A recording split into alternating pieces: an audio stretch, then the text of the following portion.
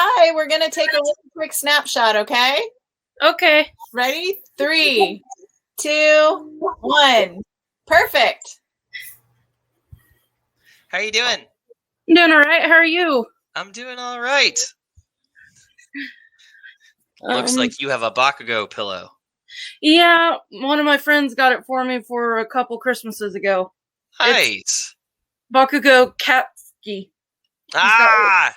Little cat ear. Katsuki Bakugou. I like it. So I have a couple questions. I'll try to get through them quick because I only have 6 minutes, if that's okay. Go for it. Yeah, go for it. So the first one I have is, do you believe Bakugou will end up being the number 1 hero since Deku wants to be the greatest hero, not number 1?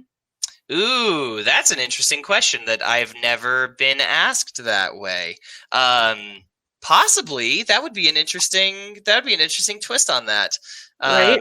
Yeah, I don't know if you saw Heroes Rising, but Heroes Rising was originally what Horikoshi Sensei had planned on ending the series with, like that big fight, which was actually something I had thought about once. Was I bet Deku becomes the greatest hero by sacrificing being a hero. And I'm glad that that's not going to be the way it goes, because I actually do want to see Deku's rise. So I don't know. That's a really good question. You're in all the years that I have been answering questions about Bakugou, you were the first person to ever ask that question that way. Me and my fiance debate that all the time, because I'm like, remember, Deku doesn't say he wants to be number 1. He just wants to be the greatest. So Bakugou could still be number 1. That's pretty good. That's good.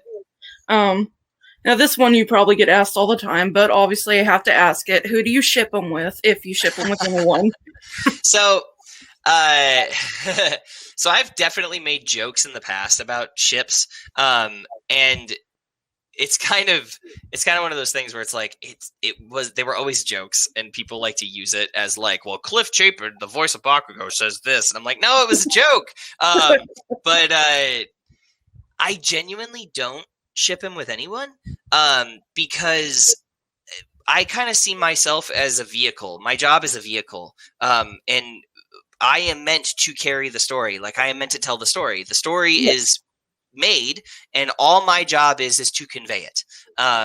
And so when it comes to things like shipping and stuff like that, that becomes a very I call it active. It becomes a very active thought process, and that can change my perception of the way that things are happening.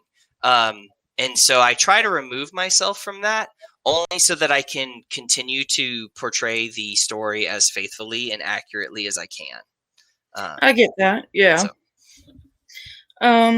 So let's see.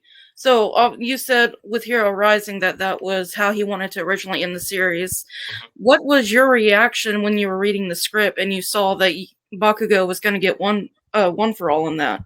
I was freaking out. So I actually managed to see it a little bit before we were recording, because we had the video for us to record too. So I managed to like watch the movie and see what was going to happen, which is something I try to do with Bakugou anyway, just because I kind of always need to know how much I'm going to scream.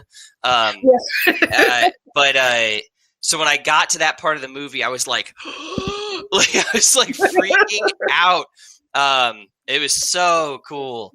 I couldn't believe it. And I knew, I had in my heart, I was like, this is going to get reverted. I know it, because it's an anime movie and that's what always happens. But I was like, but I can't believe for one moment I get this thing, I get to do this thing.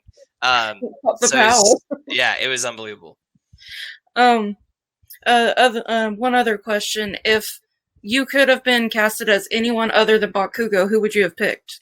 Oh my goodness. I always say this as a joke, because I'm always like, I would have liked to have been Mina Ashido.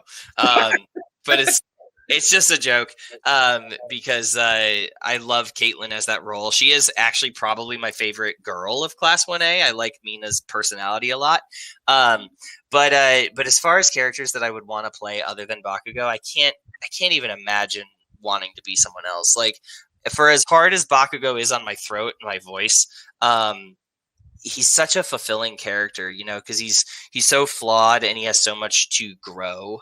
You know, Yeah, there's so much for him to go to in the story, and I can't imagine wanting to play anyone else, like, because that story is just so rich, and I'm honored to get to play it. Oh, I love all the character development that he has. Yeah. Do you read the manga then, or do you just do the anime? I don't read the manga. I don't read the manga for things that I act in. But that does not mean that it hasn't all been spoiled for me.